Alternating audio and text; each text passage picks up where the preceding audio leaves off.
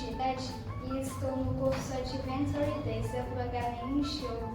Tem 2 layouts. O primeiro é esse aqui, que aí é assim.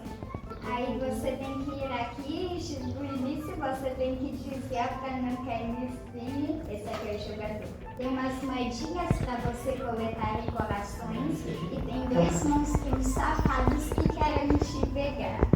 Aí as barreiras das invisíveis, se o monstro do fogo encostar em uma barreira invisível, ele não fica espelhado. Vamos pegar a moedinha.